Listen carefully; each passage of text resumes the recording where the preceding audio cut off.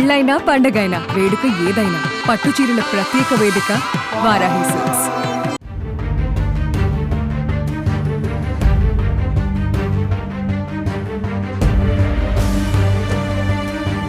పహల్గాం ఉగ్రదాడి తర్వాత భారత్ పాకిస్తాన్ మధ్య మరింత ఉద్రిక్తత పరిస్థితులు మొదలయ్యాయి.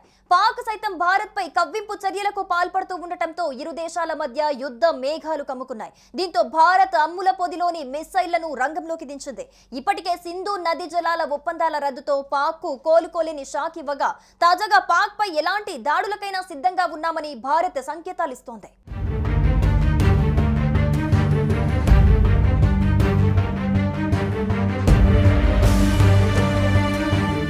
భారత్ పాక్ సరిహద్దుల్లో హైటెన్షన్ వాతావరణం నెలకొంది. ఈ నేపథ్యంలో శ్రీనగర్ కు ఆర్మీ చీఫ్ ద్వివేది చేరుకోవటం, కాశ్మీర్ లోయలోని ఆర్మీ కమాండర్స్ తో భేటీ కావటం ప్రాధాన్యత సంతరించుకుంది.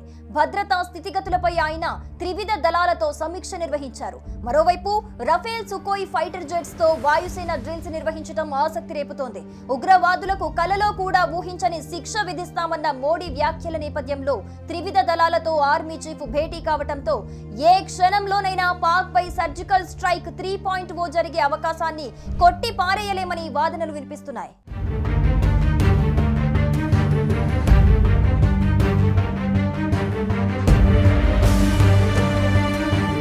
ఇక మరోవైపు భారత వైమానిక దళం నిర్వహించిన ఆక్రమణ్ యుద్ధ యానం అంతర్భావాన్ని ప్రపంచం గమనిస్తోంది. ఇది కేవలం ఒక సాధారణ రొటీన్ డ్రిల్ గా చెప్పినప్పటికీ ఇటీవలి పరిణామాల నేపథ్యంలో దీని ప్రాముఖ్యత అమితంగా పెరిగింది. ఈ సార్వత్రిక స్థాయి యుద్ధ వ్యాయామంలో రఫేల్ వంటి అగ్రశ్రేణి యుద్ధ విమానాలు భాగంగా మారాయి. దేశంలోని ఉత్తమ పైలట్లు పాల్గొనటం దీని తీవ్రతను, వ్యూహాత్మక ఉద్దేశాలను స్పష్టంగా తెలియజేస్తోంది. ముఖ్యంగా హిమాలయ ప్రాంతాల్లాంటి క్లిష్ట భూభాగాల్లో గగనతల దాడులపై ప్రత్యేకంగా ప్రాక్టీస్ చేశారు. దీని ద్వారా దాడులకు సిద్ధంగా ఉన్నామనే సంకేతాన్ని పాక్కు పంపినట్టే.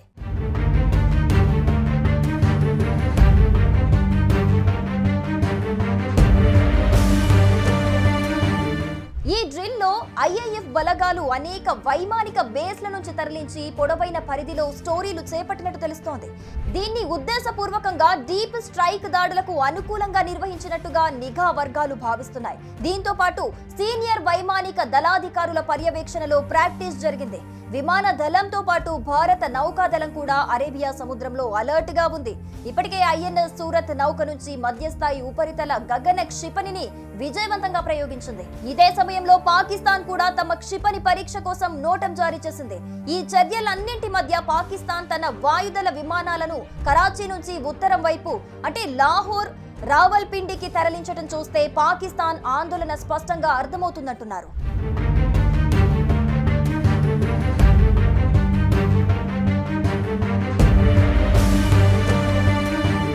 అటు పాకిస్తాన్ లో కూడా అనేక పరిణామాలు చోటు చేసుకుంటున్నాయి. పహల్గాం దాడి జరిగినప్పటి నుంచి ఆ దేశంలో ఉద్రిక్త వాతావరణం నెలకొంది.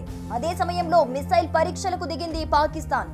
ఉపరితలం నుంచి ఉపరితలం క్షిపణులను పరీక్షించింది కూడా. కరాచీ తీర ప్రాంతంలో మిసైల్ టెస్టులను చేపట్టింది. 2 రోజుల పాటు ఇవి కొనసాగుతాయని వెల్లడించింది. తీరాన్ని పంచుకుంటున్నందున భారత్ కు ఈ సమాచారాన్ని అందించింది. దీనికి తగ్గ నౌకాదళ సిబ్బంది సైన్యాన్ని మోహరింపజేసినట్లు స్పష్టం చేసింది పాకిస్తాన్ ఆర్మీ. మొత్తంగా ఒక విషయం మాత్రం క్లియర్ గా అర్థమైపోయింది. 2 దేశాల మధ్య సరిహద్దులు రగులుతున్నట్టు, యుద్ధ మేఘాలు కమ్ముకున్నట్టు ఓ క్లారిటీ అయితే వచ్చేసింది. ఏ క్షణంలోనైనా యాక్షన్ పార్ట్ లోకి దిగి భారత్ పాకిస్తాన్ కి చుక్కలు చూపించడం ఖాయమంటున్నారు.